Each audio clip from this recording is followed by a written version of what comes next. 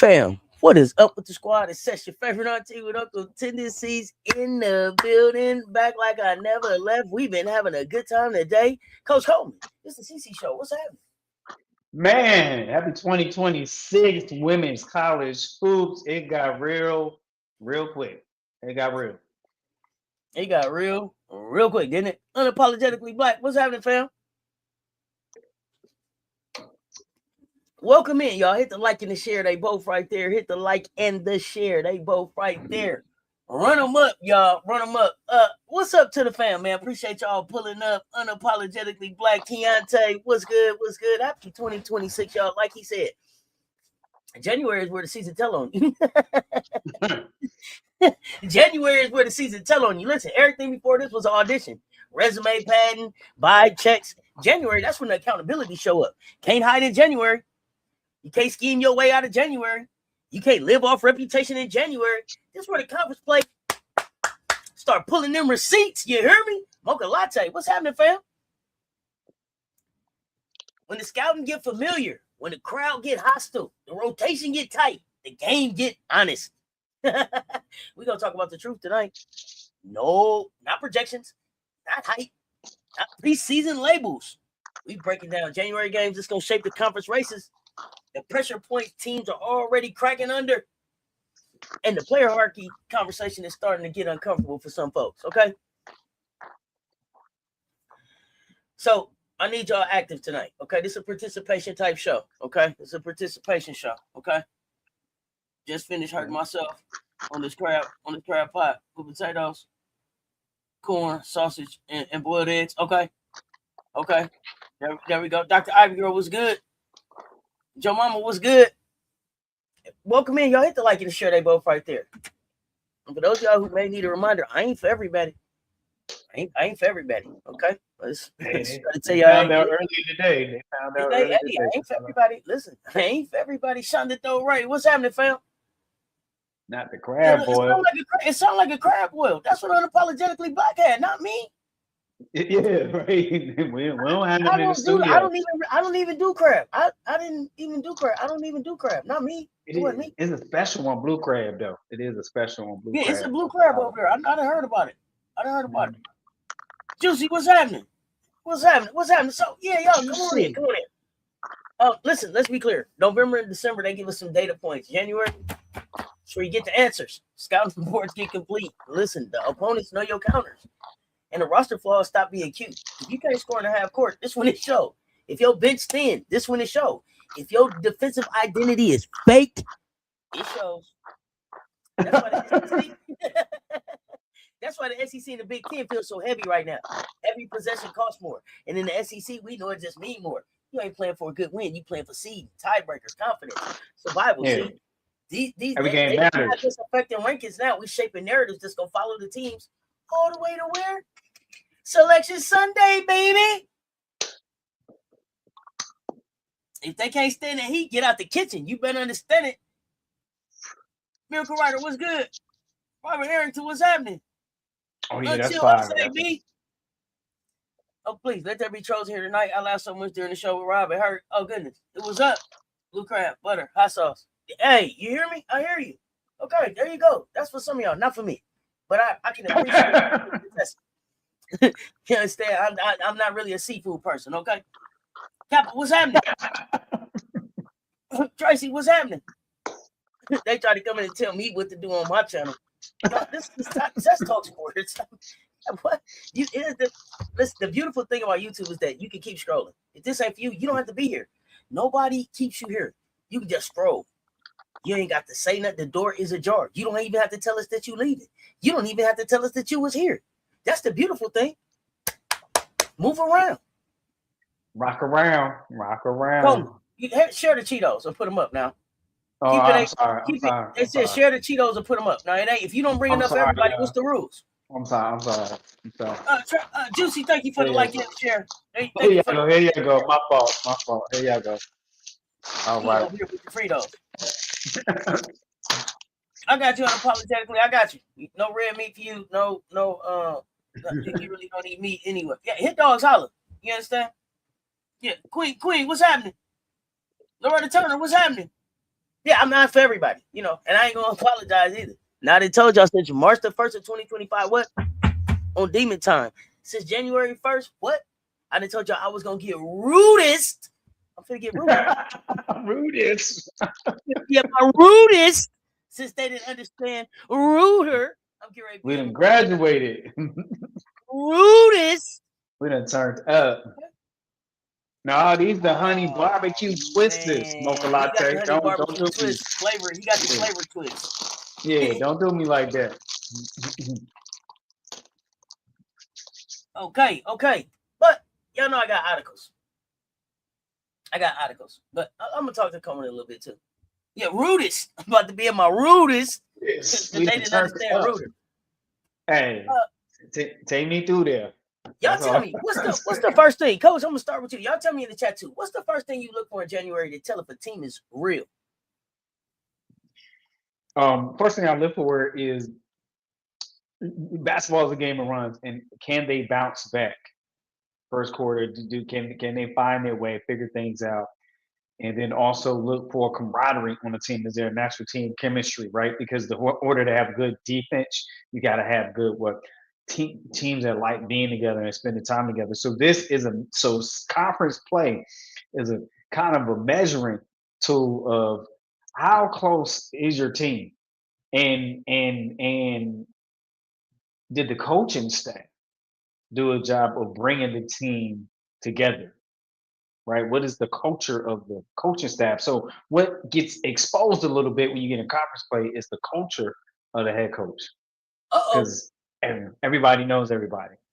Okay. I like it. Yeah, y'all active in the chat. Let's go.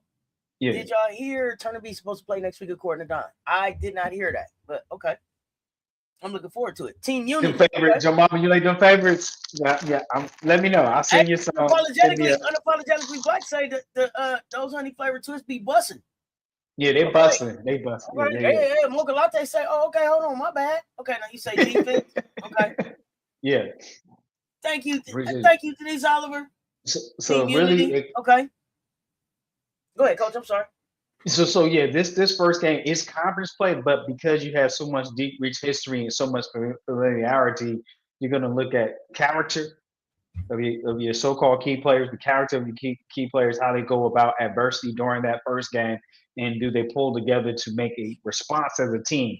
Because one player may have a response offensively, but one player very rarely can win that game for you. So you look at offense, are they trying to work together offensively, how they're moving the ball, and then defensively, is they're talking. But some people today, with players today, if you notice, it's not, we're used to the verbal talking, but if you play close to the other teams, it's also nonverbal or with the touch talk that these young players do, where they're literally pushing or moving their teammate off the switch or into the switch and things of that nature. So if you watch teams closely, you see that nonverbal, or what we call that touch communication, where push them over there, get them through the screen and all that good stuff. Yeah, so go. Those are the things you go. That's your play. Go. You're supposed to be over there. Go now.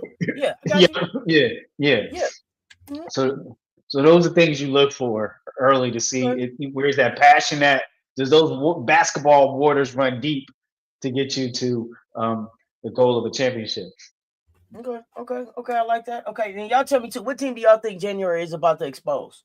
Just tell me what team. Y'all tell me in the chat. What team do y'all think January about to expose? Okay, I see some other answers here. Adversity. Okay, now you heard she only gonna start practicing next week. Still got to get settled, finish her last paperwork. That was the last thing I heard, I think. Are we talking SEC or are we talking just the 4 Power 4 conferences overall?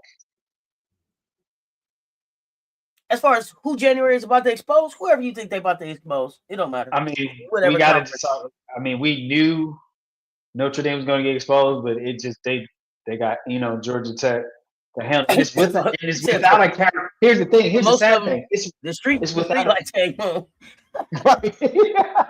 It's without a Cara Dunn though. That's the crazy part. Oh man. Coach, how you gonna dance? Hold on, you dancing? I was prepping. That was the prep.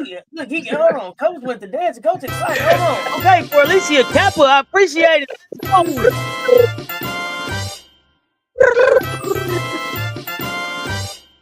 Big back getting the building. The big back getting the building. Control. Okay, all right, we back. Go to the prep. Control. Hold on. Yeah. Hold on now, wait a minute. You can tell us Friday night. Wait a minute. Wait a minuet. I heard you on the show. Thank you for using my word. I heard you this week. Yeah, I gave you your props. I said, Coach was saying, wait a minuet. Now, team chemistry. Defense, team assistant, see how a team's offense is running. Players sharing the ball, half court offense. Because once March comes, everybody knows teams plays. Can you get a bucket? Okay, now you feel like LSU, Notre Dame. Like and share because they both right there. Highlights in the building. What's happening? Yeah, highlight. Alicia will be traveling to Florida. She's taking a trip. Also start to look at teams bench being developed. 7 to 8 players start to take center court heading to March, April. Okay. Quite a few going to get exposed. LSU goes without saying. Okay. Southern California. I think you think Southern Cal. We say Southern Cal here, so we don't mix up. USC is South Carolina here. Because Jazzy down now. Is Jazzy down, or did Jazzy have a cramp? Now, y'all tell me. Somebody let me know about that. Let me know about that. I'm not clear if Jazzy is down. I never got a real answer on if Jazzy was down or if she was just having cramps and it was some bad cramps and then she would be back. So let me know.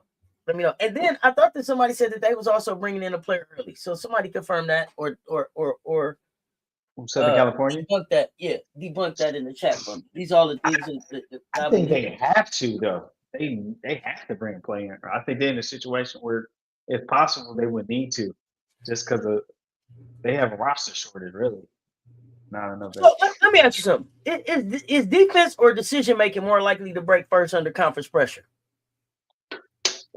Decision making. Oh, why?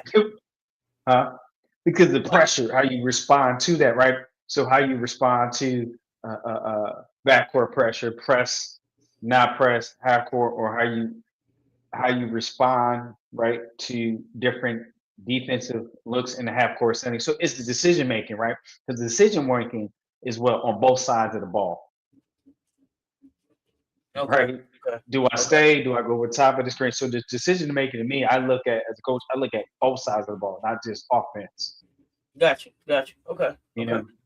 Okay. Now you think UCLA might get exposed? They got some cracks. Okay. Now you told Jazzy had pain. Crying Corey Close. I'm sorry, I had to share that with you. I was crying Corey Close. I don't know. I don't know. I don't know what happened. I didn't see her crying. I was told that Jazzy had painful cramps. Oh, go ahead. She was crying about the coverage where they had 2 ranked teams and they didn't get any coverage in their game. I forgot last week. She was playing somebody. I remember. Nobody came. Yeah. It was a party. Everybody was invited. Nobody showed up. Okay. But it was some other parties that they went to. Okay. Right. He was told Jazzy had the painful cramps. Said she's supposed to be good to play the next game. That's good to hear. Their Australian player, their Aussie player arrived, but she's supposedly just working out this season. Okay. Thank you, Shonda Dore. They say leg cramps. Okay. Texas Tech is bringing a 7-foot player. Listen, have y'all watched the tape on the 7-footer? Okay. You think Fagan's red shirt? Okay, so let me know, Joama, have you seen the 7-footer's tape? That's my question. I've seen the 7-footer. Have y'all seen the 7-footer's tape?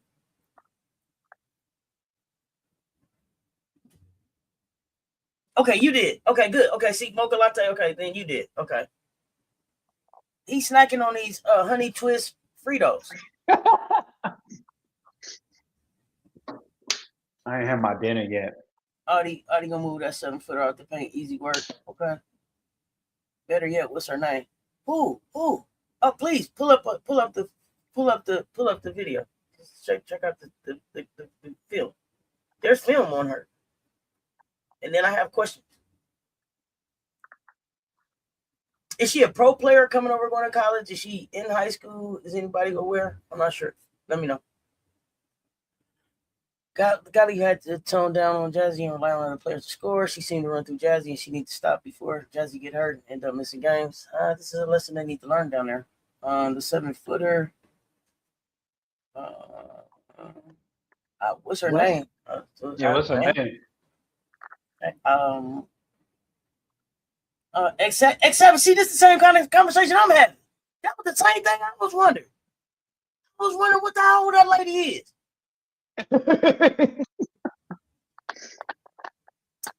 We family. Now we family. We family. Stephanie Okachukwu, something like that.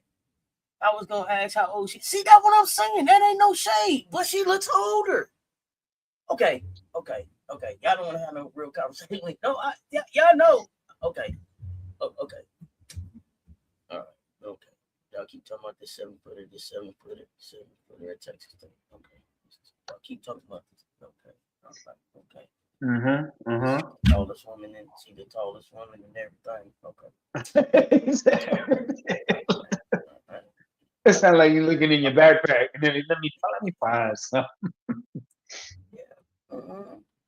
Because everybody keep talking about it. So sometimes you just got to see stuff. See, I said Okachukwu. Told you. I knew it was something like that. Thank you, Savage. See what I'm saying? Okay, let me share my screen. I don't know if I'm gonna get copyrighted or not, but I'm gonna share my screen. Let me share my screen.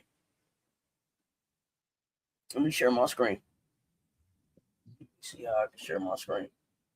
Can you make this? Can I make this any bigger? Let me see.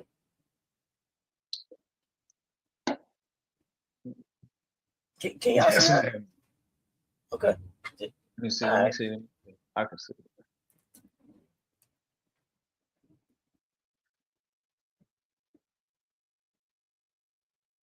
Now, let me tell you where I took issue. Let me tell you where I took issue. Because they said they said that now this is what they said, and this is what made me go look for the video. This is what they said. Okay. They said the NCAAA women's basketball is getting a Wemby.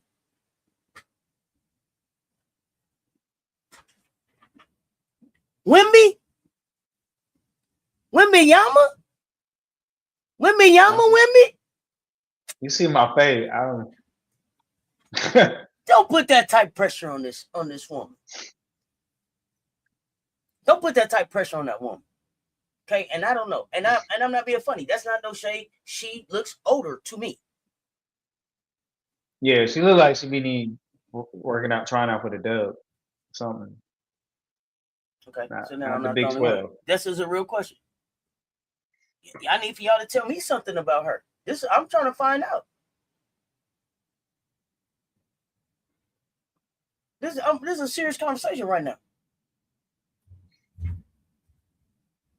Yeah, see, I was looking and it was I don't see college age there at all.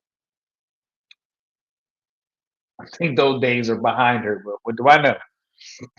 Some people age differently. Maybe it was the hair coloring. I don't know, but I'm not being funny. I'm not being funny. This is a real question. I wanted to know who knows something about her. Because I didn't understand. You don't appear she can run long at all. Yeah, Wemby, not her. Yeah.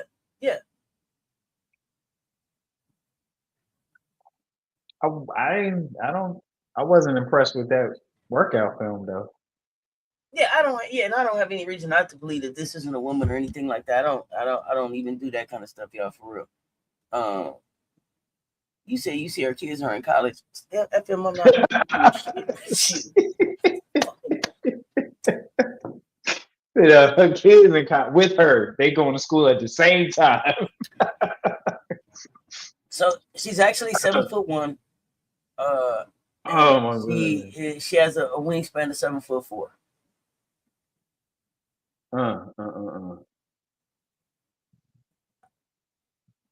So interesting. But I mean, that's what I know so far. What's going on, GT? I tried googling her age earlier, and they only have the month and day, no year. Okay, she's 21 years old, but I don't see it. Okay, you say she's 21. I'll accept that. I couldn't find her age, but she looked like an older woman to me. So there was that. So I wanted to ask to see who knew something. Let me see.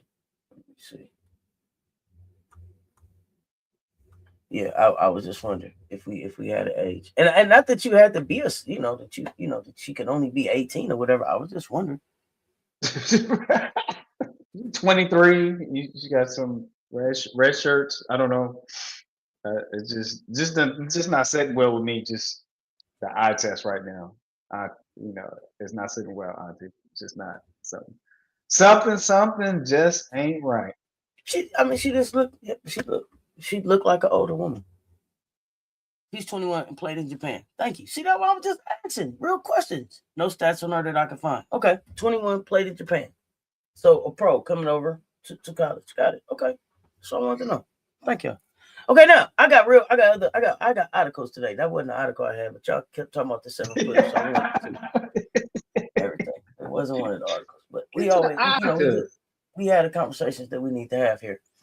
So the first thing I got to do is, because y'all know how we do, is some of y'all need to start working on what days y'all taking off coming into the new year, because there's some games you need to be ready for. Okay. Mm-hmm. Make sure. Okay. Let me see. Well, most of these is kind of okay. So y'all know Saturday. I think it's Saturday. You got the Trojans and the Bruins.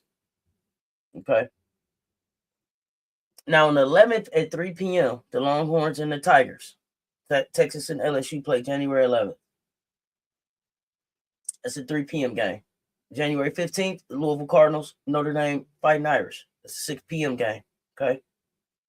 January 15th, 7 p.m. game. Texas Longhorns at CLA, South Carolina Gamecocks. January 15th, 7 p.m. Okay. January 18th, the Terrapins and the Bruins. That's January 18th. Okay. Season. Yeah. She going to play for the Texas Tech. She looks seasoned. Exactly. Okay, then the LSU Tigers play the Sooners on the 18th. It's a 3 p.m. game. The Buckeyes play the Horned Frogs on the 19th. It's a noontime game. Notre Dame UConn on the 19th. It's a 5 p.m. game at Stores. The Trojans and the Wolverines, January 25th. Iowa State Cyclones and the Texas Tech Lady Raiders on the 28th. Now, they say these are the 10 must-watch women's college basketball games in January. No, I don't know her from the Olympics or anything. They said she played over in Japan. That's all I got. That's all I got. As I learn more, I'll try to share.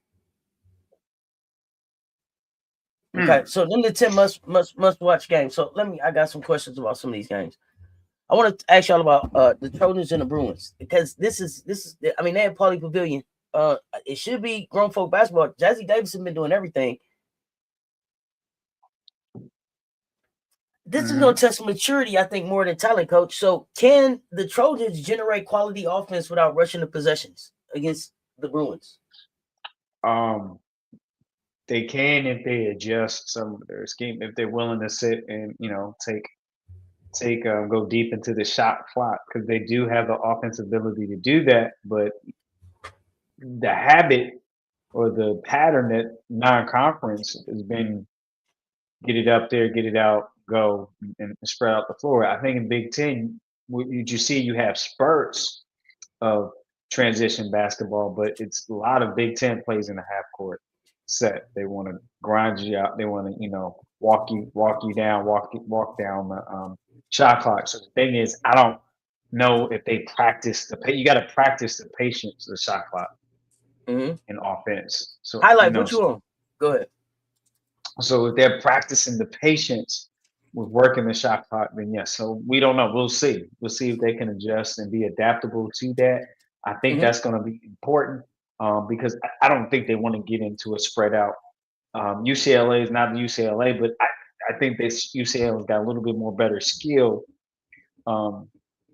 situation as far as experience skill compared to Southern California, and you just don't want to get into that with them. I'm not high on UCLA, but I can see if you got to keep them in the half court setting and play at your pace. And then when Betts is there, I think you should make Betts run a little bit too. So it's kind of I was going to ask you, what's the one adjustment that the Trojans have to make to stay close? Is it making Betts run?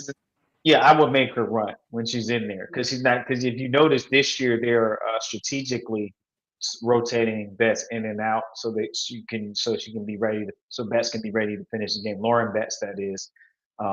So yeah, when you're in there, a lot of the smart teams, what I noticed try to do is run because it's just not her gift to run fast up and down the court. So you get that situation where you got 5-on-4 on offense and try to take advantage of what do you call a quick hitter or something like that. Coach, you so nice. So it's just not her gift. So it's just not your gift, honey. So, Coach, so nice. It's just not your gift. It's just not her gift. It's funny as hell. It's just not your gift. It's not your gift. It's just not your gift, honey. It's not the one for you. Yeah, but if you really notice, they are Chloe Coast is for that reason is rotating Suburner in and out strategically because there are a lot more teams that are figuring out that combination and trying to Commissioner Kai says they need to force turnovers. Can their defense force the turnovers to stay close? Is this a measuring game for them? Is this a warning game? What's going on? So yes, the Trojans can't be aggressive like that, but they can't afford. Here's the thing: their roster can't afford to get in foul trouble early. And usually, when you're forcing turnovers, it requires intentional aggressive play, right? Sometimes overplaying or getting in the passing lanes more than usual, which can lead to a lot more physical contact, physical defense. Forcing turnovers requires more physical play, and so then you're at the mercy of what the officials deem as a foul. We're not saying they're the problem, so you got to kind of know your personnel and how deep is your rotation when it comes to that, and you got to substitute a little more frequently so you can have who you want to close the game. So yes, they could do it. My thing is, do you have the coaching savvy that can protect the players when you're using that type of defensive scheme? Who do you expect to handle the pressure better, the young stars or the veteran system? I mean, I'll be honest with you. Jazzy's being strong, but Kennedy Smith is not getting enough credit for handling the pressure the best and well and really stepping up. So I'm big on Kennedy Smith on that. That's your leader. That's really your core there. That is not getting the notoriety and respect. Put more respect on Kennedy Smith. Plays both sides of the ball. Very above average, significantly well, and so I appreciate that young lady and what she has shown thus far. And I'm Kennedy Smith. I am about Kennedy Smith. Get that paperwork ready, Kennedy. And also in the 3-4 position, I like Samuels too. Samuel hustles, plays hard. Anybody check out Samuels on Southern California? Samuels. Coach, what's Samuel's first name? I forgot. I just remember the last name because we watch it and it stick with you like, oh yeah, that's Samuels. I couldn't tell you that. It just stuck with me. We got to find the first name because I don't know. Okay. Last name. Okay. Yes, London Jones. What's up, Lisa Pugh? Yeah, we up here tonight. See, Coach came to work. He was running late last night. I couldn't wait for him. I got a makeup day. I had to shut it down. Yeah, I got a makeup I, day. I had to shut down last night. I had been up too long. Right, right. Yeah, yeah. Okay, you say London too. Yeah, you put some respect on Kennedy London was name. one of their most physical players, or you need to put some respect on London name. I don't know. I don't know. I can't speak. I can't. I am not speaking on Southern California at All all. right, so somebody got Cadis Samuels and Malia somebody. Samuels, thank you. Yeah, Malia okay. Samuels. All right, thank you, thank you, thank you. Coach, Who is Cadence Samuels? Who's that? who is who? Who's Cadence Samuels? Kaden Samuels ain't in Southern Cal. Q Samuels over in North Carolina State, ain't she? Right, that's what I thought. We talking about Southern Cal. Oh, Lisa Pugh saying Kaden. Oh, he talking about no, he was talking about Southern Cal. Okay, all right, Coach, hold on. What you talking about? Okay, so let's talk about this game real quick. Texas coming up at LSU January 11th.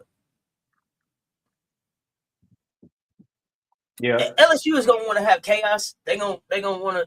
And Texas is gonna want to have control. LSU is gonna score in waves. Texas is gonna try to defend in layers. I think, right? Maybe I might be on to something. I don't know. Let me know what you think. But who's gonna dictate the tempo to control this SEC conversation? I see Texas coming out in the first half and controlling the tempo because Vic, is that kind of old school player who controls the tempo. You definitely want to, I think, see what Jordan Lee and Brea Cunningham, the mix. I mean, Madison Booker's there. Rory Harmon's. I would her be more facilitating. Wouldn't want her to just try and score. That wouldn't be wise. Run it through your bigs. Slow down LSU. And get Old Acre in spurts there so you can take advantage of your size. Be strategic with it. And Texas has an opportunity to be successful. But if you get into the running game and spread out the floor, that definitely works in LSU's favor. Because when it Which got one away, of that's when it got away from Kentucky was when it started getting up and down the court.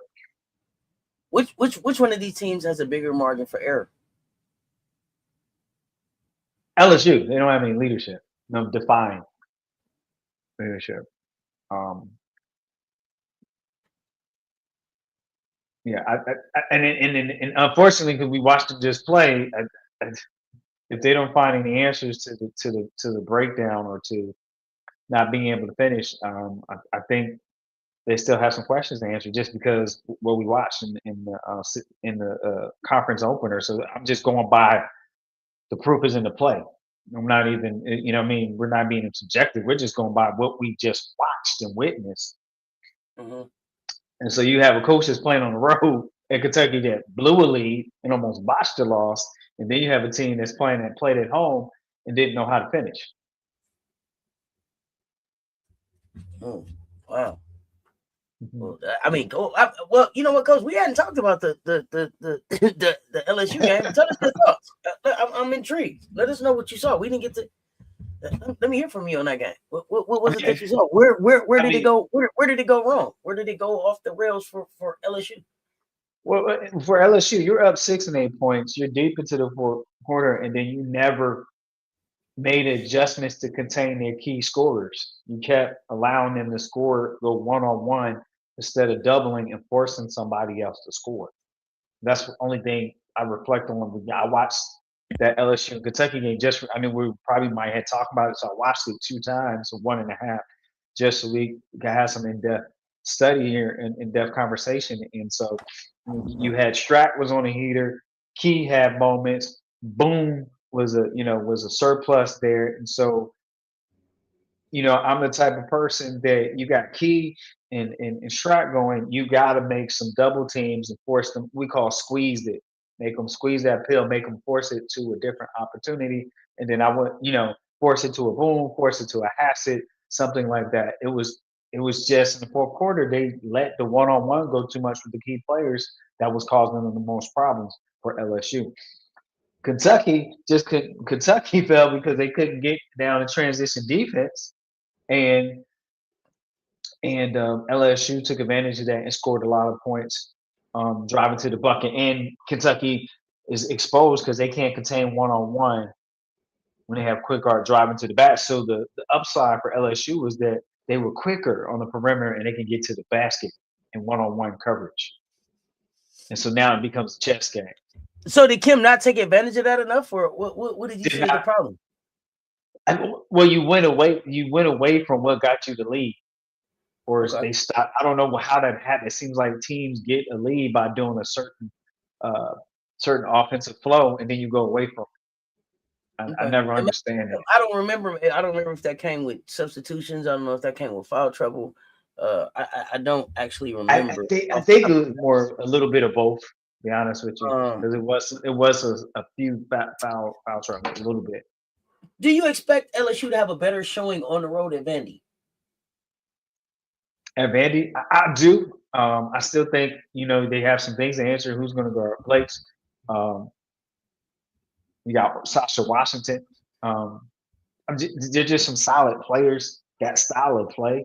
Does LSU have the patience with how Shea goes about it methodically? Because Vandy, because Coach Shea is methodical, right? She's from UConn product. Jay, so Shea is methodical about it, even in transition play, even in fast breaks. It's still strategic and methodical because you don't have that much depth in your roster. So you're not going to be a run team, but it's take advantage of it when you have the run. That's what Vanderbilt does well. When we have it, we take advantage of it. Other than that, we're going to see you in half court.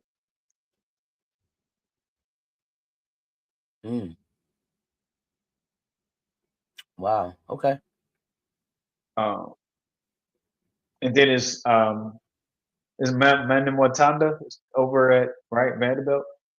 Texas? Yeah. Mwatanda. So I think that's going to be interesting to see how Mwatanda responds to facing a former team, and she knows that team and familiar with that, and see if she could be an asset to that scout. Very intelligent. Sometimes you just need that game. So I am expecting another close game at Vanderbilt just because coaching. I think Shea knows how to put her team in position, and this is conference play. Put her team into position to compete. And again, the question is always the depth of. Do you have enough depth in your roster for Vanderbilt and LSU? Do you have a winner in mind for that game? A winner in mind? Yes. I think it's going to be a close one, and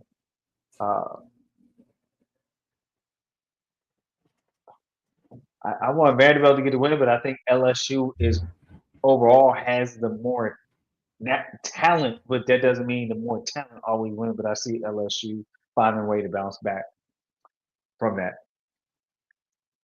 I do. That's on Sunday, Fun Day Sunday.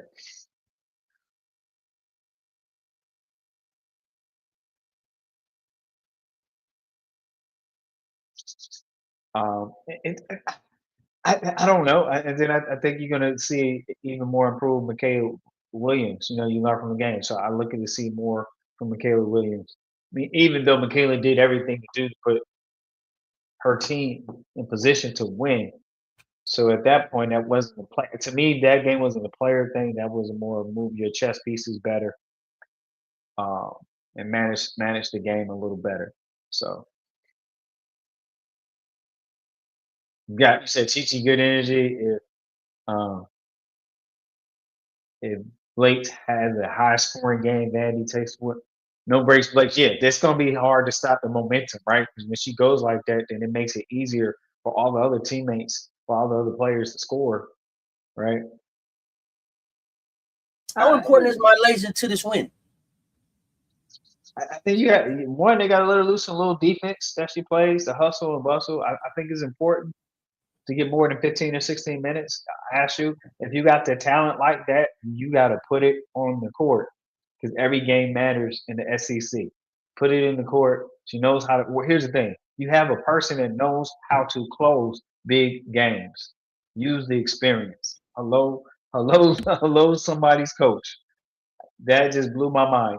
Someone that's big in big games for 2 seasons before they arrived in. They've been in big games. They finished in big games. They played in clutch moments.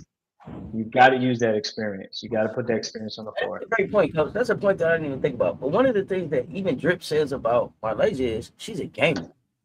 Right. Right. She's a gamer. She's a big game gamer. She she wants to close. For me, she's on the floor. To me, she's on the floor. Now listen, you can say you don't know if she should start. She didn't have a good game. If nothing else, to me, she's on the floor as a decoy on offense because she's fucking pressured. Period. Right. If LSU can't rebound, they can't win. They haven't solved their rebounding issue. So let's talk about it. I don't think they will. It's not. You So got to make the game. Rebound, when you can't rebound, then what do? You just make the game ugly. You win in other areas of the game. You get it. You get an extra. You find a way to get an extra possession. You know what I mean? You get creative in your defense. Shoot, might have to double team a post player. You might have to do what we call a double team box out. I mean, shoot, like get creative, get innovative. How bad do you want it? So basically, what a double team box out is, when the ball goes up and you're on defense, you find the tallest player on the other team. You got two players go and box them out, and then and give your other teammates a chance. And so you go, basically what you do, you go 4 players to the boards, and then you have 1 for outlet. I mean, you just got to find creative. You can't go 3 to crash and 2 back, even when you're on defense. So if you're on defense, you go 4 crash, find a body, go crash, bump people out, boost them out, and give each other a chance.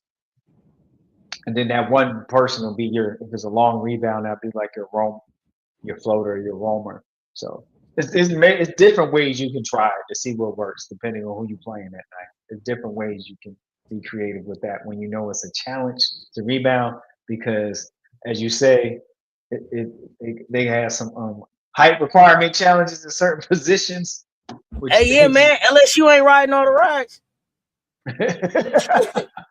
Everybody ain't riding all the rides.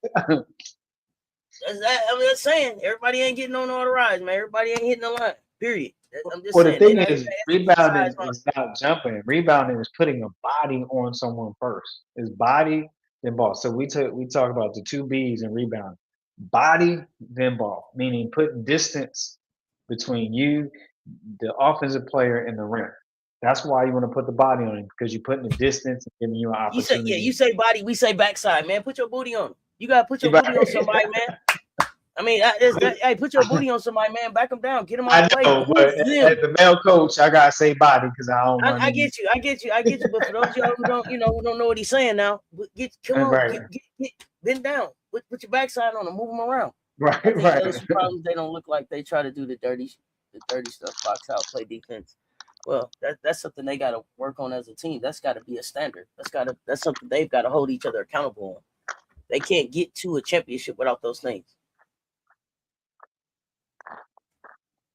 Yeah, well, got to get their weight up, Sterling. Get your weight up. But let's move on. Let's move on to another game. Louisville, Notre Dame. This one is like a fork in the road for me, right? The ACC power structure, I think, has in fact shifted this season, and it shifted fast. I think Louisville looks real organized, and Notre Dame looks, for lack of a better word, Coach, they look unresolved. It's like unresolved, man. It's not about talent. It's about, there's no coherence. You understand what I'm saying? It's just unresolved. Body box boards. You understand? Yeah, BBB.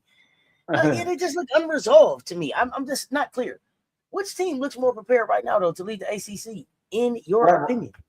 Right now, we're talking tonight, going into this weekend. Yeah. It's definitely Louisville. Looks more posed, looks more planned out, more cohesive, as you say, and then I mean, cohesion.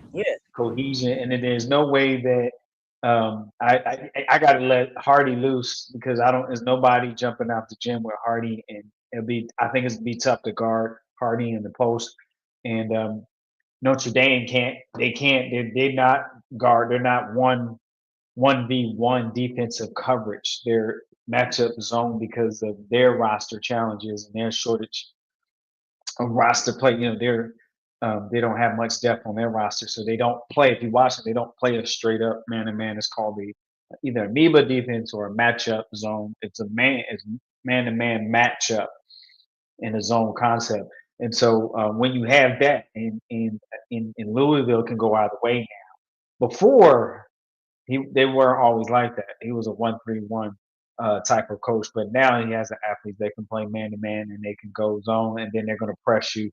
So let's see if Louisville brings the backcourt pressure, the full court pressure, and if Notre Dame can crack the code on that, they can send that. So to me, if I was Louisville, I would put full court pressure on Notre Dame and see how they respond early.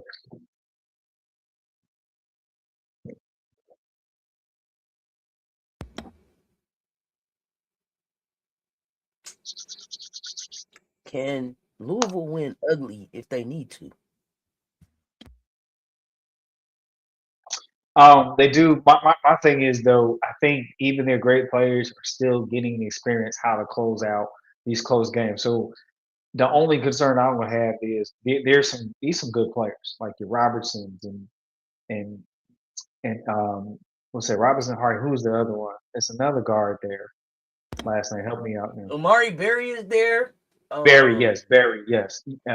Istanbulu is there. Istanbulu. So this Ziegler, year, this you know what I'm saying? in conference play, the only question mark we put is in conference play because it's still a very young and inexperienced team. Will they meet the moment of finishing games, or do they have to go through a few what they call lessons first to learn how to close out? So that's the only question mark. But I think by them playing South Carolina early, they learn how to Not only did they play us early, they also play UConn. And they play UConn early, so that was helpful. So they've been sharp. They've been battle tested. I think that they'll be able to win ugly if they need to. I definitely have Louisville and NC State meeting in the ACC championship, in the tournament. So, what does a loss here do psychologically, if anything, for either one of the teams? Is there one that it does something more psychologically too, or I mean, give me your opinion on what it would do to both if either was to take from my basketball court view, I think Notre Dame, it was more because you have someone that wears their emotions on the sleeve as Hidalgo, or very high and lows and very public about it. So I would be more concerned about Notre Dame. This team in Louisville, I think it'll just be another opportunity to go get a win because I mean I feel like they responded well to UConn loss. I mean they got BTA. Okay, they played South Carolina, and then you play UConn, and they caught all the smoke, and they came back from that loss and got better. So I'll be more concerned about Notre Dame and when you have young players, good young players that know they have talent and have talent that they can get better. They usually have good players usually have a short term memory. But I am not sold on the mental endurance of Notre Dame just because your focal point, one of your leaders is Hidalgo, which is let's be honest, can be a hot mess, but a great player. I love to watch her, but mentally, emotionally, she can be a hot mess, and that can be very roller coastery. I'm just making a word, very roller coastery for your team when you have that type of center player. Oh yeah, especially if that's at the point guard or at your leadership right point. You want to see her be able to keep her head. So I know that's something she's mentioned that she's aware of and working on. So looking to see her growth there. Maybe Michigan doesn't feel like they're as good as they thought with the loss to Washington. The state really got dominated in, and then Notre Dame. Michigan got some explaining to do. Yeah, got some explaining to do. I told you I made up a word. I'm unapologetic. I make up words, man. We had roller coastery.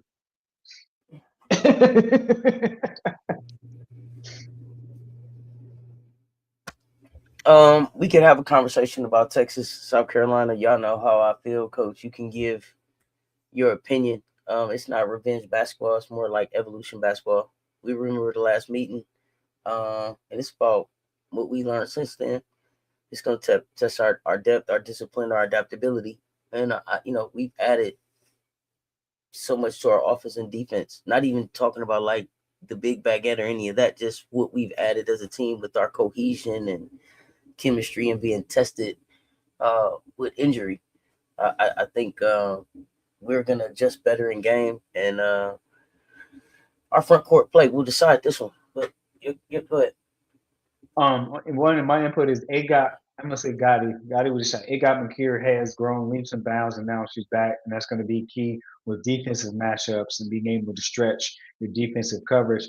Also, Al McDowell is growing by leaps and bounds, and so I mentioned these players not because they're going to be offensive forces, but the defensive support that they can add to causing problems for key players for Texas. And so that's when I look at this matchup where the growth has happened and maturing by the time they get back. And also, these are players that you know they have the passion and desire that they want to do better next time around.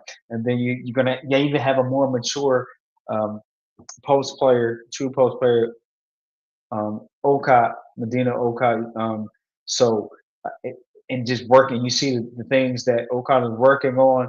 Um, I'm looking to see Tessa to have a better game and showing, and you see it was a great scheme and they stuck to their scheme. So you give Texas credit; they stuck to the scheme and they disrupted the offense just enough. But I think you give me one time, give me the first time, nobody fault. The second time, that's my fault, and I don't think Coach Drip is the second time around type of coach. So I'm sure you're going to see Coach Drip make some adjustments to their offense because when teams think they got you figured out, then you got to throw some wrinkles in there because they think you're going to come back with the same thing. So I don't think it's going to be a blowout, but I think it's going to be a statement made by South Carolina that Texas is not ready for because we seen it happen last season.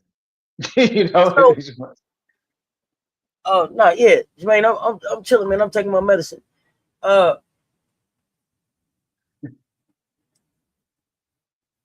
which team do you think is gonna handle the late game pressure better?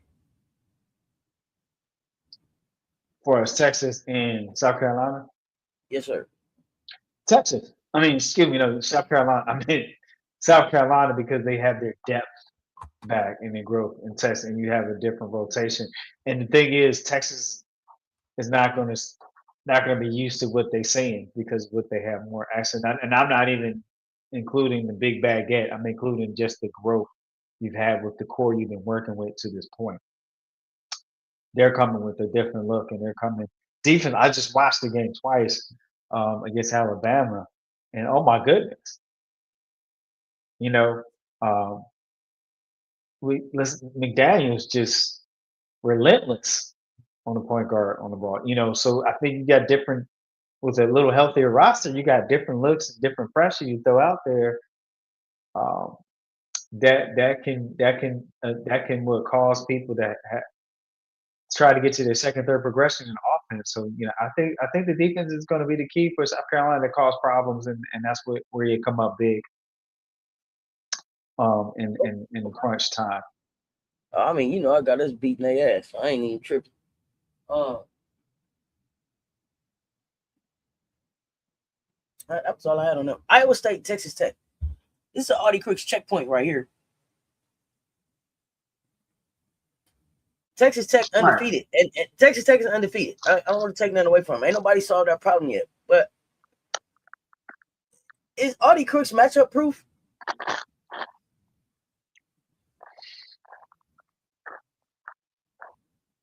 Hardy Crooks match. Hardy Crooks has taken another step offensively this season, and it helps. And that's a great boot, and she gets a great boost from Jada Williams being there, and then you have an Addie Brown, and so the thing is, you can't just go double.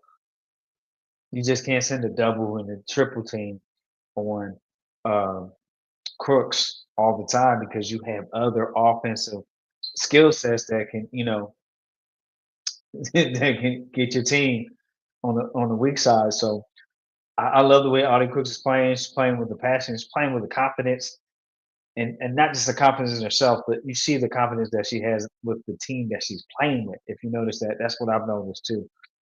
Um, so yeah, I think it's going to be very tough guarding Iowa State this year for Texas Tech because you can get lit up from other sides of other sides of the offense and not just looking out. Audi is going to get what she does. Has great footwork, great hands around the basket, and she has a great 12, 15 footer touch as well. And so I'm excited for how her season started. And I'm looking forward to seeing great and big things from her in the Big 12. I don't think I've seen anybody try to double Audie. What does slowing her down actually look like? Is it doubling her? What is it? Yeah, you definitely want to double. And why aren't they doubling her? Is it because they can't? Is it because the shooters around her? What's not allowing them to be able to double right now?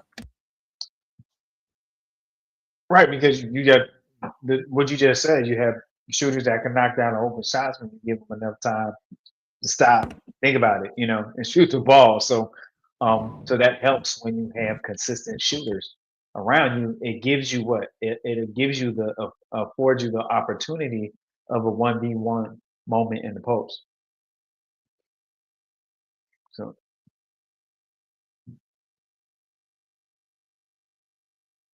So I'm sure in the Big 12, Audi will see some double teams in Big 12 plays, conference play. It's also not just Addie Brown. Jada's there now. Right. Jada Williams, right? So plus they got shooters. So is this a statement game for Iowa State? Yeah, I mean, let's be honest. You got to justify your ranking and all you've done. Won a close game. You had a scare against Kansas, and you were able to get that one off. So yeah, you have to make a statement on this game. It is a must-win game this early in the season. It is. I'm looking at the teams that's still undefeated in the Big 12. So Arizona State, Texas Tech. And they were losing their game, and they won that one recently. So.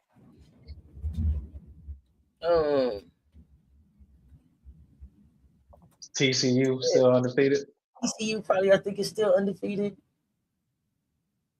So somebody O's gonna have to start going. Yep.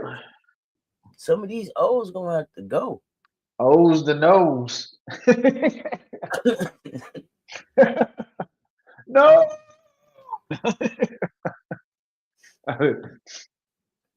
Because TCU, Iowa State, Texas Tech, Arizona State, all undefeated. I've watched Arizona State. I've seen them all play, but I've watched Arizona State a couple of times. They play some good team defense. TCU size may bother Iowa State some. I don't know. I would try to run Iowa though. Like we gonna run Audie. Right. You think TCU got the best chance? Okay. Yeah, they double triple Joyce. That's yeah. It's about to happen, unfortunately. Okay. We gonna see. But I want to talk Notre Dame for a minute and pressure because I saw another article. Article. I know I love a good article. Okay, we talking. We going back to Notre Dame. This article right here came from USA Today. Okay. Is Notre Dame in trouble? Neo Ivy's seat seemingly getting hot. Megan L. Hall. That was January 2nd. Let's talk honestly about Notre Dame. Look, the Georgia Tech L, that wasn't just a loss. That was a stress fracture. It was no urgency. It was no defensive resistance. The bench impact disappeared. So when your margin for error is razor thin like that, January is ruthless. And her dog trying to carry everything, points, energy, disruption. Listen, January get to punish the teams that only got one injured. Right. I think I can. I mean, it's a 5-point loss, but it was a lot of points. And in final overtime. So in ATL, I don't I don't I don't think that I don't think Notre Dame is trouble because you still have some question marks for other teams. Syracuse is good, but how good? Miami, North Carolina is Tar Heels a suspect to me right now. I think they have some good players, but I don't know what's going on with their identity down there in Chapel Hill. Um, and you got Cal trying to find their way, right? And Coach, I Stanford. see, Coach. You always on the coach's side. Go ahead. I hear you trying to talk high. I hear you trying to talk Ivy off this hot seat. Go ahead. So no, I don't. I hear you. I, I hear you. I think they're gonna be able to get some wins and still stay in position. I don't know how long they're gonna stay ranked. um, they're at 18 right now. We'll see. I think if they lose the next game, they might be on their way Man, out. listen, Coach. You tried to talk to me about Miami, Syracuse, North Carolina, all them. Talk to me about Louisville, Virginia, North Carolina State. See, talk to me about them. Even Duke is 3-0 in the conference. Notre Dame, where you at? What you doing? Yeah. What you doing? And you was telling me about Cal and them. I don't want to hear about them.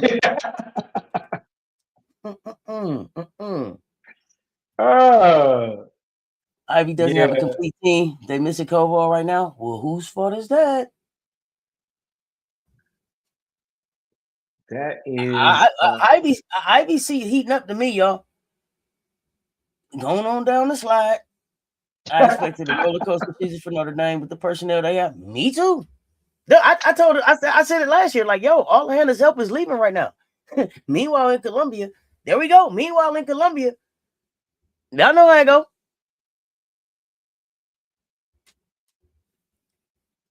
KK being out again. I mean, let's talk about it. Yeah. That's tough with KK being out. I mean, let's talk about it here. You can't get that far behind. And you don't have no Leato King walking through that tunnel. No time this season. No. Can you go in? Are you going to be able to carry in stores this year? Can you take them? Can you take them down through there one more time and put them on your back and get it done against Gino? Woo! I don't know about this year. No, with no Citron and no Maddie now. Hey, I'm asking. Woo! No Leato. Yeah, that's tough. Can you and Ayana now get it done? Ayana Moore, right? Yeah, Prosper. Let me know. Prosper. Drum roll, please. Yeah, he was telling me about the other ones, but I want to talk about Louisville, Virginia, North Carolina State, even Carrot, Miami, Syracuse.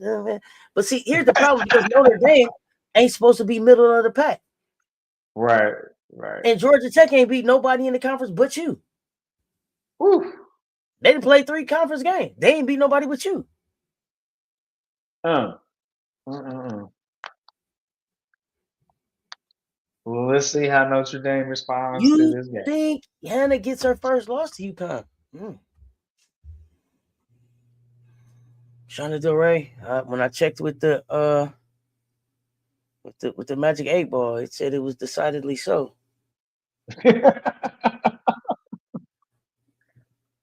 You'd be surprised, man. Rivalry, yeah, you're right. But sometimes rivalry games bring out some magical performances, but I don't see that happening. Oh, Ivy. Wake Forest. Ivy. Stanford gonna figure out some things. So I don't know. It'll be interesting. But Virginia trying to keep their name in the mix for sure.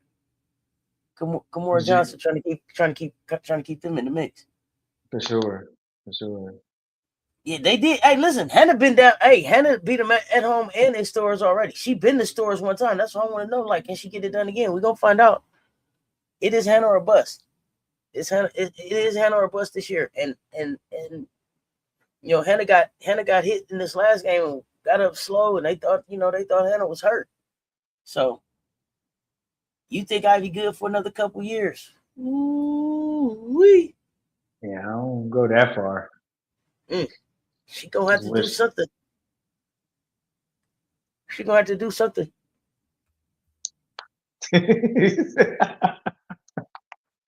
Something. Oh man. She gonna have to do something. Because did they win the ACC last year tournament? No. They did not. They won the tournament the year before, though, right? Or year before, not last season. Hannah has won the ACC tournament. Okay. She keep getting recruits that may help, but she got to be able to keep them. Look how many people jumped in that portal. How many think y'all getting in the portal this year? So Notre Dame 2-1. So I just wanted. I had a couple questions there because that article say Ivy in trouble. Man, we got 1, 2, 3, 4. No way she good for another couple years, especially if she does nothing this year. She gonna get that pink slip. Yeah, they're gonna tap her on the shoulder. Need to lean into her lungs, get some more recruits of substance. She got to be able to keep the recruits when they get there. And so, to me, Ivy is too pro Hannah. Ivy is too. It start with Hannah. I need Ivy. Let's run some other plays. I don't know. I don't know. It's like she sees so much. It's like she see Hannah herself in Hannah or something. So she called Hannah number a little bit too much for me. Let's build out. Let's get some other folks. Right. Hannah need help.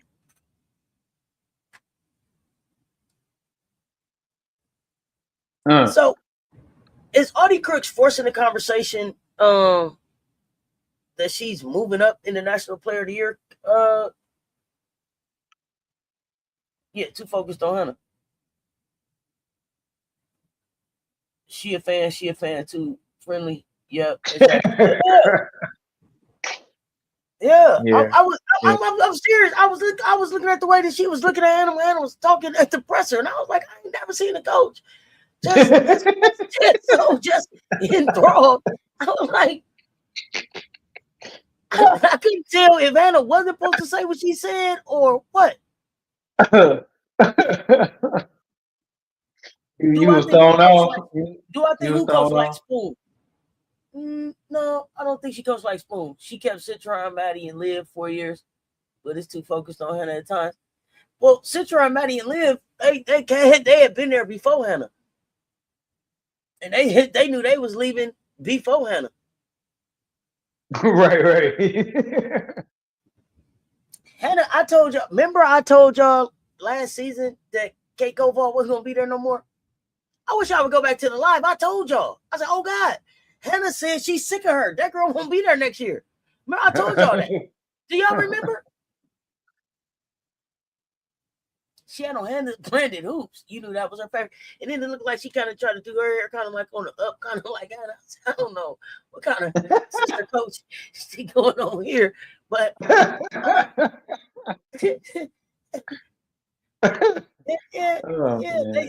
2 years with Hannah, they got on. Yeah, 2 years with Hannah, they got on. I would love to hear them talk about it. But Citron, they couldn't let Citron go nowhere.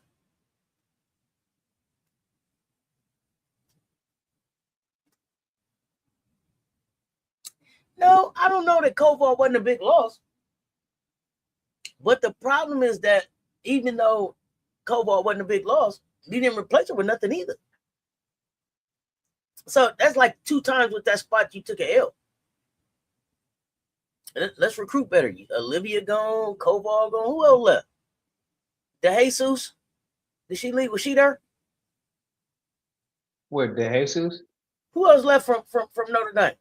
DeJesus at Notre Dame. DeJesus came from Duke. Right? Yeah, somebody else left. Who else left? Uh-oh, what kind of breaking news? Yeah, it was like 2 players, wasn't it? 2 or 3. I don't know. No, they said all the rainbows left. That's what they said. But yes, man, telling me what they said. They said all the rainbows left. Oh, because of her comment. Is that what that was? They tried to make it seem like that, but I don't think it was really that. Okay. I don't think it was really that. But who knows? I think it was too Hannah centric for folks that came to want to play basketball. Yeah, you said Come over Coach Ivy attitude. needed She was talent. talking smack about the players' performance. Okay, did you see that was the other thing. Did you see the presser? Oh, Oh, Olivia Miles. did y'all see the presser? Did y'all see what Hannah said about her teammates? She said, I mean, some of us, yeah, but everybody didn't show up, so shout out to the girls that came to play, but the rest of us, did. So I'm looking this is what she said in the presser. That's cold. That's cold. Yeah. So I'm looking to see what she talking about. Oh, she's a baby Skylar. Oh, okay. That's a competitor. Skylar Diggins is a competitor. I would never say that Hannah is not a competitor. Mm-hmm. It's just the way you got to go about it. You got to have a team to compete with, right? Did she say that? Yes, she said that. Watch the last presser that Hannah did. And this is what I'm saying. I was watching Ivy at this presser. Watch the presser and then tell me what you see. I don't know if I can play it and not get in trouble. Kylie Watson was her name. That's who else left? Okay. Kylie, okay. Thank you. Shout out to Ray. Man. That's crazy. Yeah, I didn't like none of that. They did all that. They had all the words, and then they went to Chile together and played on the Team USA together. So, to me, they had to get over that. There's on 2 different knees, though. Yeah.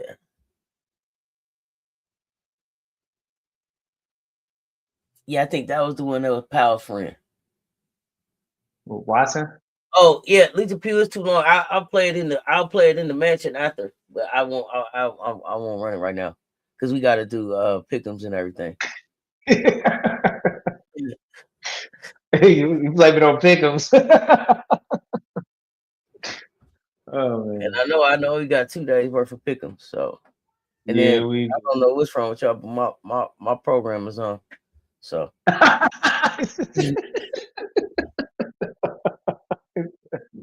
Messing with my show, huh?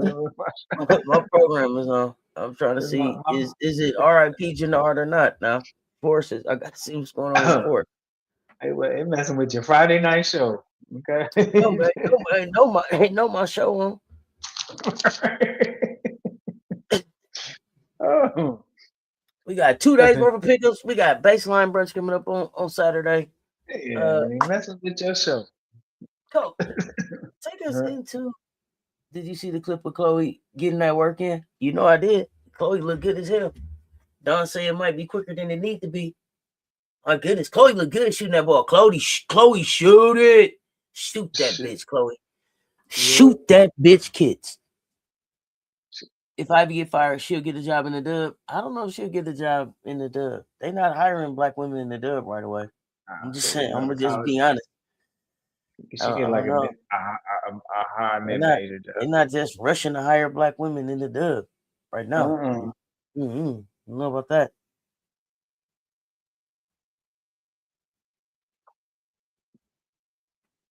She ready to get back out there? Yeah, not this season though. But put that work in, kids. Dawn said she done said too much today. Didn't she say too much? Dawn say somebody might practice tomorrow and everything. She said too much today. But she said she just told us because she know we concerned, and we be concerned. That's all, Don. We just be concerned. We appreciate you sharing, Drip. You don't see her getting hired into the. Yeah, they not hiring black women. Not in this WNBA right now. They hiring them to play. Not to be no coaches. Mm-hmm. That's the landscape right now. Currently, she better try to keep the job she got. Mm-hmm.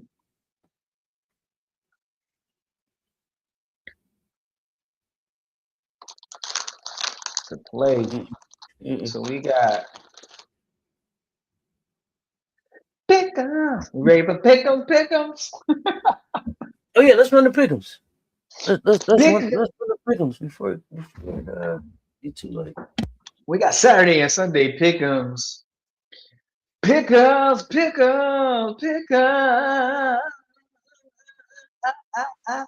So we got pick'ems. We got Saturday pick'ems. Well, I'm sorry, 1 second. Hey Kappa, so you saying they'll hire her or Noel for Houston? Not if they bring in Connecticut to Houston. Rashid gonna come, ain't he? The coach that's already at that team will come. I don't think that they gonna. I don't think that it's gonna be a brand new ball club in Houston. I think they're gonna move Connecticut there, but we'll see. Go ahead, coach. That's a great observation. Pick'ems.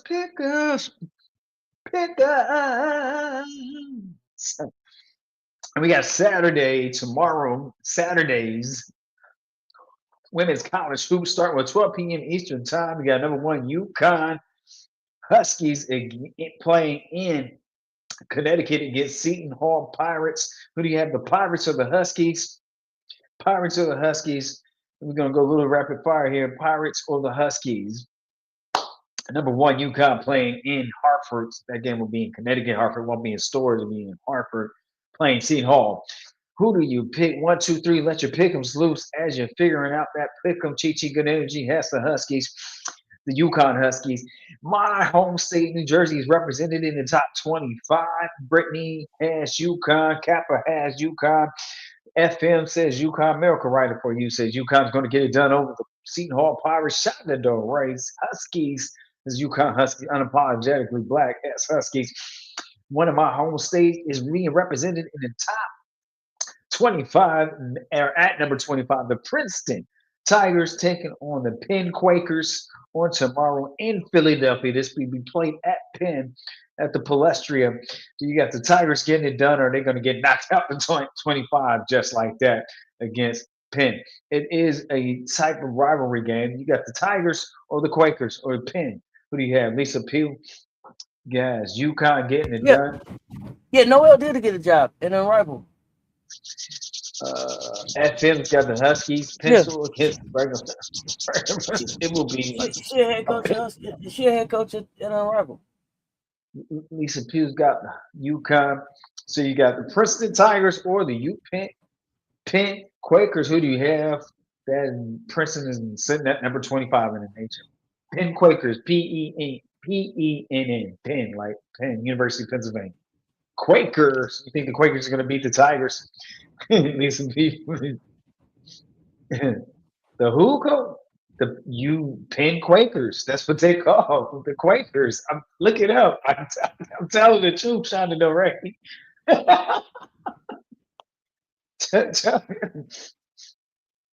I'm telling you the truth. Look it up. Penn, University of Penn, Penn Quakers.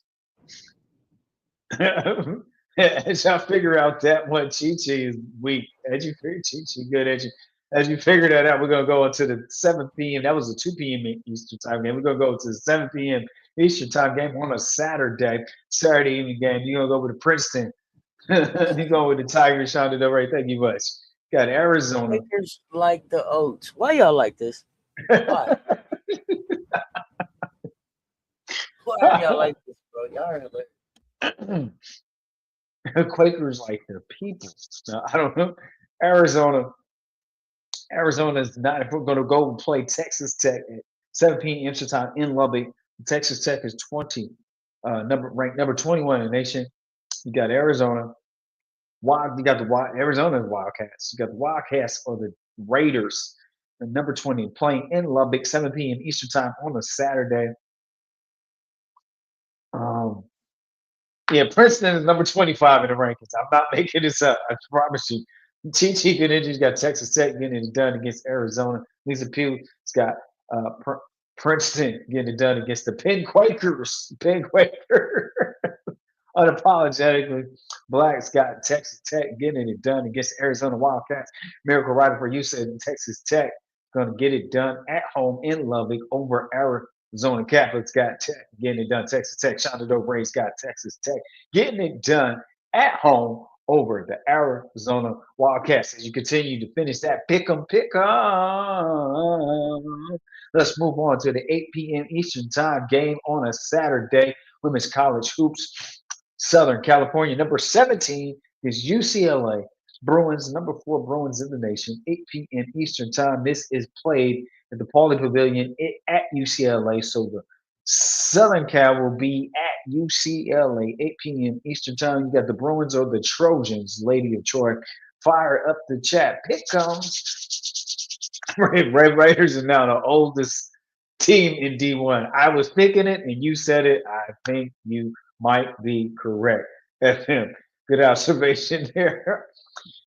Kappa's got Southern Cal getting it done against you. Upset over UCLA. Chi Good Energy's got UCLA getting it done against the Lady of Troy. Milka Ryder for you's got UCLA getting it done against Southern Cal. Brittany says UCLA is going to get it done against Southern Cal. FM says UCLA is going to get it done over Southern Cal. And Shonda DeRay says UCLA, I prefer Southern Cal, but okay, that was a lot and a very little, but I understand where you're coming from, Shonda DeRay. I get it. So as you're finishing up that, unapologetically, Black's going to go with says I'm gonna go with Southern Cal. Okay, and so on that, as we're finishing up that pick'em, the last pick'em for Saturday night women college hoops lights is TCU Horned Frogs sitting at number 8 in the nation against the Utah Utes. This will be played in Salt Lake City, Utah. So the Horned Frogs will be on the road on 9 p.m. Eastern time, taking their number 8 rank into Salt Lake City. Who do you got? The Utah Utes or the Horned Frogs? Unapology Black is going to go TCU. Britt says TCU is going to get it done over the Utah Utes.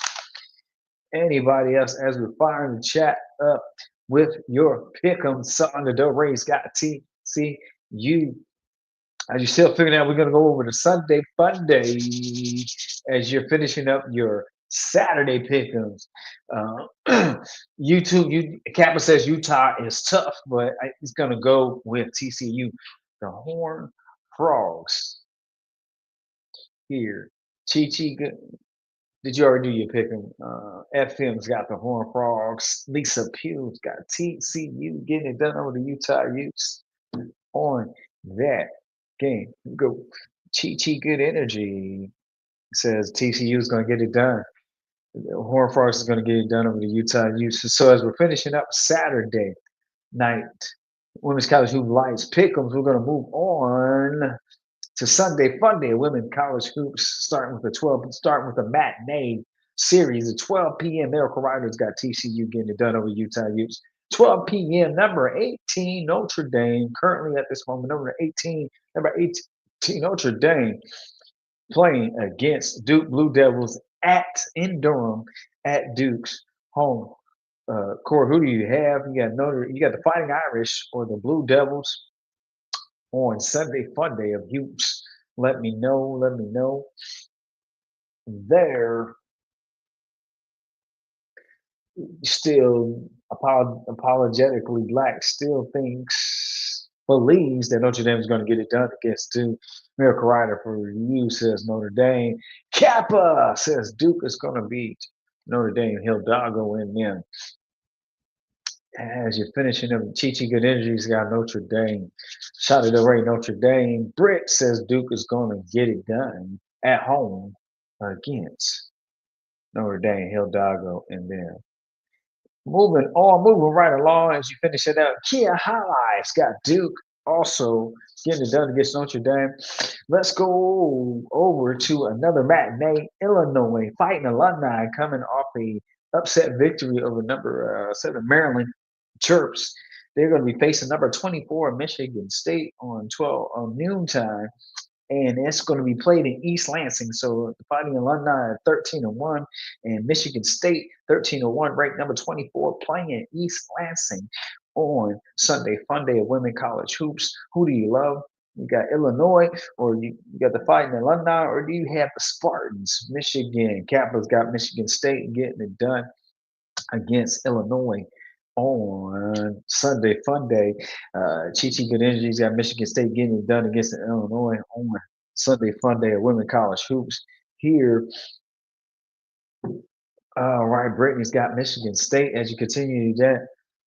If Duke is rocking the A1s, maybe Duke because it's something. So Duke is rocking the A1s, Shonda Dore says, then they going to beat Notre Dame. Gotcha.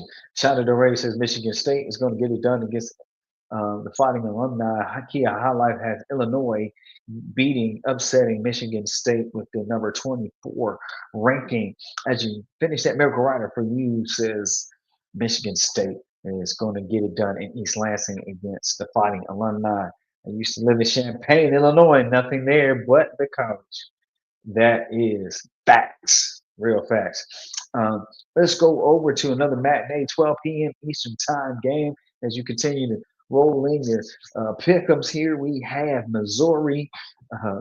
Coach there is the former Hannah and East, Coach Kelly Harper, going and playing number 11 Kentucky in Lexington, Kentucky. Mizzou Tigers are 12-4, coming in playing 14-1.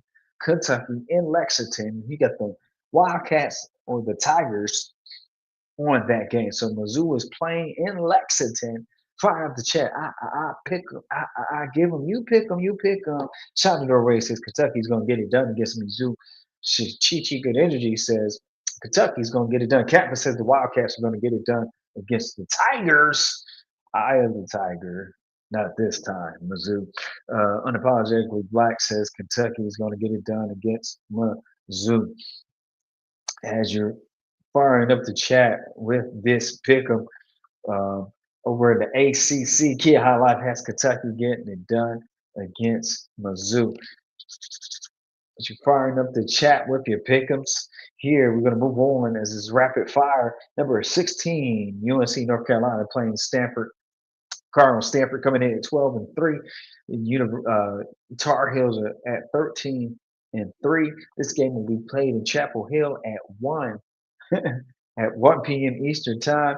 FM has Kentucky. I did FM. I forgot to do that. I usually say Kentucky, and I totally forgot my intro of Kentucky like that. So thanks for reminding me.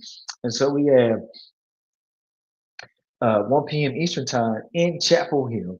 You got number 16 Tar Heels against Stanford Cardinal. You got the Cardinal. Kappa says going to get it done. Going to get it done in Chapel Hill. Stanford with an N. Shout out to Ray. Stanford is going to get it done in Chapel Hill. You also got that against the 16 ranked. Miracle Rider for you says Kentucky is going to beat Mizzou. Thank you, Stanford. Shout out to Ray says Stanford, North Carolina. Got Unapologetically Black says UNC is going to get it done against Stanford. Brett says UNC is going to get the job done against the Stanford Cardinal.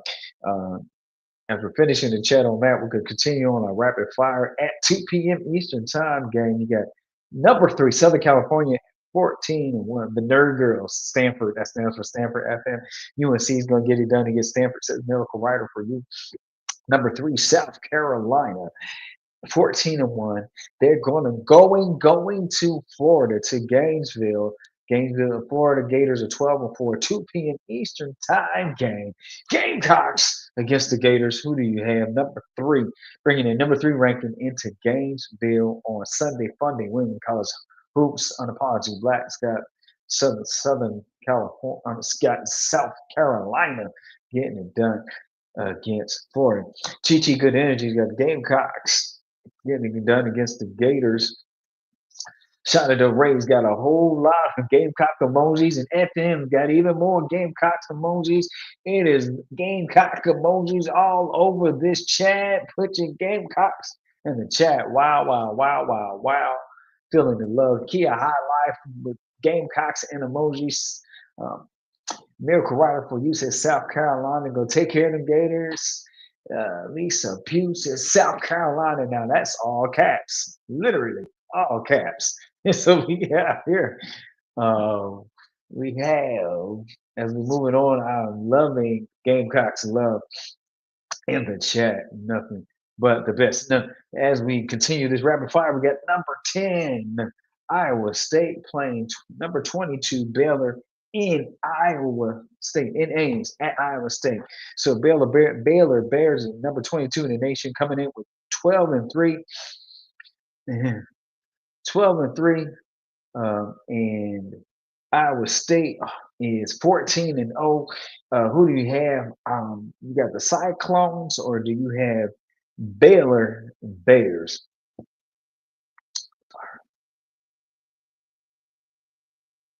Baylor Bears or the Cyclones? Let me know who you have. Number 22, Bears. Britt got the Bears getting it done over the Cyclones. Unapologetically black has Cyclones getting it done. What time is the game Sunday? Which game you referring to, Lisa P? South Carolina Gamecocks game is at 2 p.m. Eastern time. Iowa State and Baylor playing at 3 p.m. Eastern time. Kia High Life has the Cyclones. Shout out to Del Rey. Cyclones are getting it done over the Bears. Kappa's going to go with the Bears over the Cyclones, 3 p.m. Eastern time. As we continue to finish up our pick'ems for the games, let's go over to 3 p.m. Eastern time. Number 15, Ole Miss, South Carolina game is at 2 p.m. Eastern time. Lisa P, thank you for that clarification. 3 p.m. Eastern time. Number 15, Ole Miss, Coach Yo, Cody McMahon, and them playing number 2 Texas. Playing number 2 Texas, in Austin, Texas. 3 p.m. Eastern time. Ole Miss is coming in 14 and 2. You're welcome, Lisa Pugh. And Texas is coming at 16 and 0. Who's going to get it done? The Longhorns or Ole Miss? The Texas or Ole Miss? Who's going to get it done on 3 p.m. Eastern time in Austin, Texas? Fire up the chat. Miracle Riders got Texas getting it done against Ole Miss. All right. Chi Good Energy's got Texas getting it done. Britt says Ole Miss is going to get. Britt is going to get it. It says Britt is going to get it done. Britt says Chi Good Energy says Texas. Britt says Ole Miss is going to get it done. You let me know right now. Unapologetic Black is going with the underdog. Ole Miss. Shout out to Ray is going to go with Texas. FM says Texas. Boo. Kappa says Texas. All right. Kia High Life says Texas is going to get it done against Ole Miss, Cody McMahon, and them. As we're finishing up pick'ems on the chat here, let's go over to another 3 p.m. Eastern time game. That is Mississippi State against number 8 Oklahoma, the Boomer Sooners. The Sooners are playing at 13 and 1. Mississippi State is at 14 and 1. This game will be played in Norman, Oklahoma. Who do you have? You got the Sooners or the Bulldogs? Sooners or the Bulldogs? Sooners or the Bulldogs? You got Kappa says I'm gonna make it hard. Come on. At this time, as we're doing pickups, make sure you support fam. Make sure you support the pull up, all the great coverage and action and game coverage you get here. Cess Talk Sports 2 Cash App that. We appreciate your support. Every drop counts. You are the best, chat fan. Make sure you hit that Cash App and support. Show your love. We got Unapologetically Black. Got the Sooners getting it done over the Bulldogs. Shonda Del Rey says City of Norman. Miracle Writer for you says Sooners. Boom. FM says Boomer. Lisa Pugh says City of Norman. Looks like we got a lot of people thinking Michigan, not Michigan, Mississippi State, the Bulldogs. Will not be able to get it done in Norman. Kappa says the Sooners will get it done against the Bulldogs. Pretty appreciate you. So here we're gonna move right as you're finishing up these pick'ems for that game. Finishing up your pick'em for that game, we're gonna go over to another 3 p.m. Eastern time game. That is the Purdue Boilermakers at 8-6 playing in Lincoln, Nebraska against number 20 Nebraska Cornhuskers against number 20 Nebraska Cornhuskers at 12-2. Who do you got, the Boilermakers or the Cornhuskers? Fire up to check their ranked team, so we present them for the pick 'em. I give it, you pick 'em, you pick 'em, you pick 'em, pick 'em. And Unapologetic Black has the Huskers getting it done against the Boilermakers. Shot Del Rey's got Nebraska getting it done against Purdue.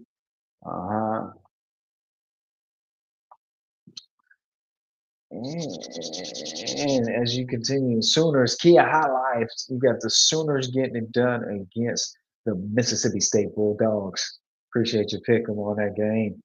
All right.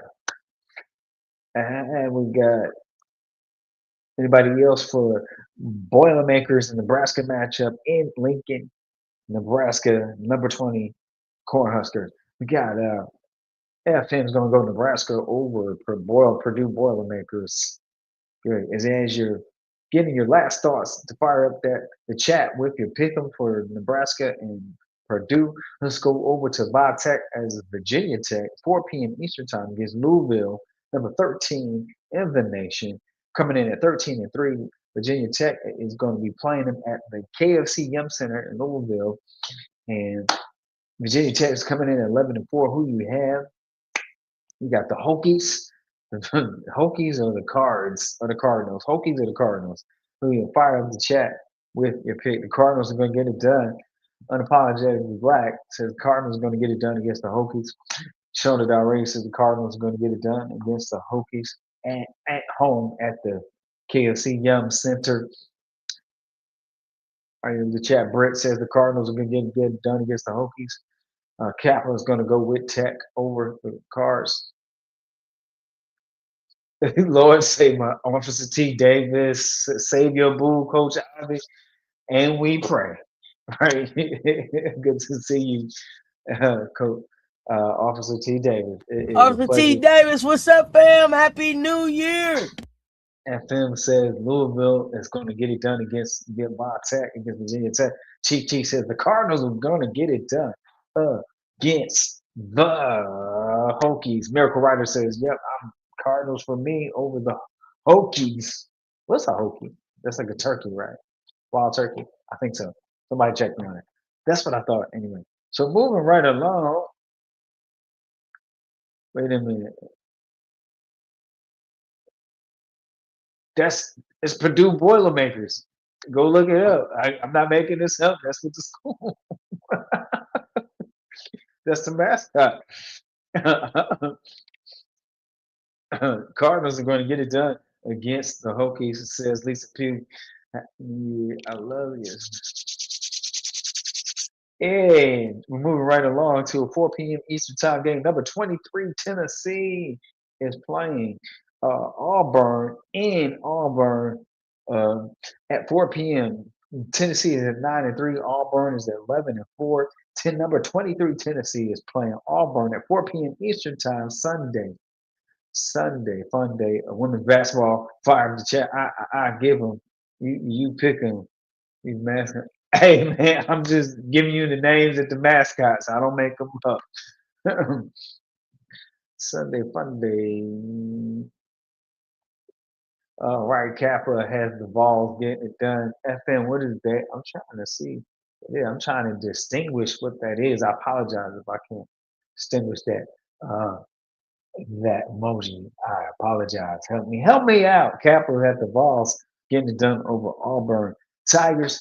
Tennessee better win over the Auburn Tigers, says Shonda Del Rey.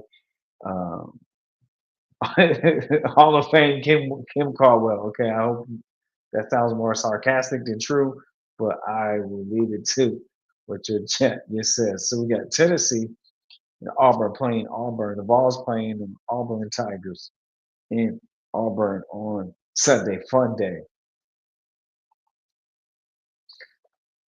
parlay. Okay. And as you're finishing up the chat with your pickups, we're gonna go to number 5 p.m. Eastern time game. Number 5 LSU. Number 5 LSU in Nashville playing number 12 Vanderbilt. Vanderbilt is 14-0. LSU 14-1. LSU is playing at Vanderbilt, playing in Nashville, 5 p.m. Eastern time on a Sunday fun day. Fire up the chat unapologetically. He says, I'm gonna go with Auburn at home, Tennessee. Just a little wishy-washy for you. I got you. I got you. Not enough, but it's not enough, but it's enough. Got you, Chi. So, Miracle Rider for you's got Vanderbilt. Got taking care of LSU at home. Kappa's got Vandy taking care of LSU in Nashville unapologetically. Black's got Vandy taking care of LSU. FM says anchor down. That's what you got. Okay. But Vandy, you hate to pick it, but Vandy for the win. Okay. Well, I respect you. We respect that. Ain't Blake's hurt. Somebody check me on that. Kappa says Vandy is your dark horse this year. I say silent surprise, right? Moving in silence, getting it done. So as you're finishing up that pickums, as you're finishing up that pickums, excuse me, I had to stretch my leg. We have our last Sunday Fun Day pickums. Shauna Del Rey's got Vandy getting it done over LSU in Nashville. So here we go. The last pickums, 6 p.m. Sunday night. Women College Hoop Lights is number 7, Maryland Terps. Maryland Terps playing Indiana Hoosiers, and Maryland will be at home. Maryland will be at home. Kia High Life has Vandy getting it done over LSU. Chi is not ready for Vandy to get an L yet. Blake's is hurt, Blake's is hurt. So we got a confirmation on that Blake's will not be available on Sunday. Let me know. 6 p.m. Sunday night, women's college hoop lights. You got the Maryland Terps, 14-1. Indiana, 11-4. Indiana is playing in the Xfinity Center in Maryland in college hoops. Who do you got? You got the Hoosiers or the Terps? Who do you have? Who do you have? Who do you have? And that is the last pick 'em. Finish. Well, finish strong. Okay, so FM is gonna go LSU. Well, then give me FM. Okay, gotcha.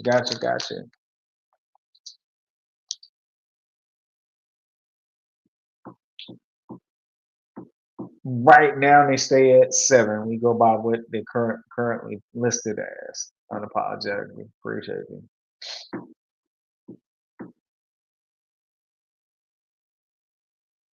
All right. Someone just said, gotta get with Maryland. Okay, Maryland. So you're gonna go with Maryland because you got one in your degree. Okay, congratulations to you. Miracle Rider for you, Maryland Terps. Twerps or Terps? The Terps. TER. All right, Indiana's going to get shot at the Ravens. Indiana's going to upset Maryland at home. Britt says Maryland's going to get it done against the Hoosiers at home. You're going to take Vandy for the upset. Officer T. Davis is going to take Vandy for the upset over LSU. As we're finishing up here, we're about to count down and close out 2 days, Saturday and Sunday, weekends, pick'ems. That's what we just did. I appreciate you being so great and kind and patient too. This is turtle and a half shell. Being so grateful. We get Saturday and Sunday pick'ems done. You've been so great. You've been grateful. You've been great chat fan. I said not so the upset coach. Oh, okay, not so. Got you. Thank you for that clarification, Officer T. Davis. Got it. Thank you. Not so upset. Got you. Thank you. I missed that. My eyes was playing tricks on me. Man. You got Capitals got the Vandy for the win. Okay, you got the Vandy for the win. Gotcha. I'm telling you. I'm telling you. I'm telling you. So here we go. 10, 9, 8, 7, 6, 5, 4, 3, 2, 1. Pick us is closed. We hope all your pick'ems come true. This weekend's women's college hoops pick'ems is closed. This has been brought to you by Wanda's Wigs Wonders. No bust downs. Handful get you a handful of wings.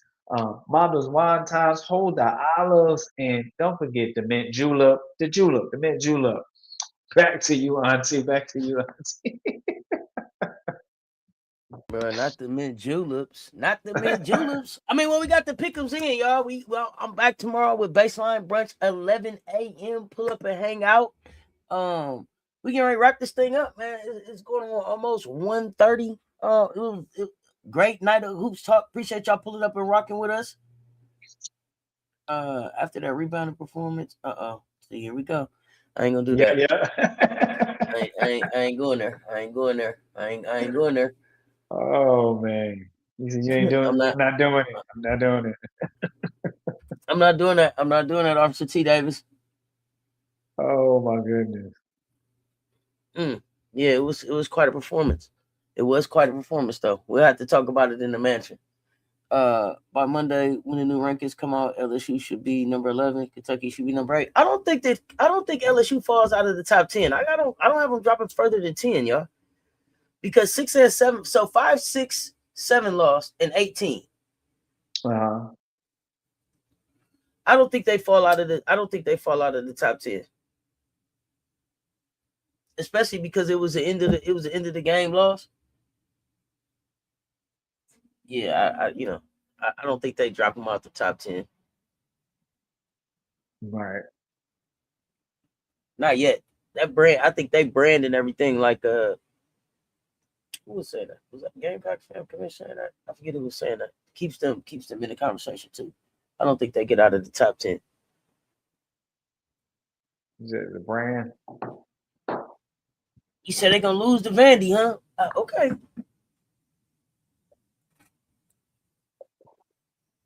We'll figure out if we're live for that game. It should be an interesting game, though. It should definitely be an interesting game. We'll see if Southern Cal UCLA gets interesting. I was thinking about going live for it, but I don't know how interesting that one's gonna be.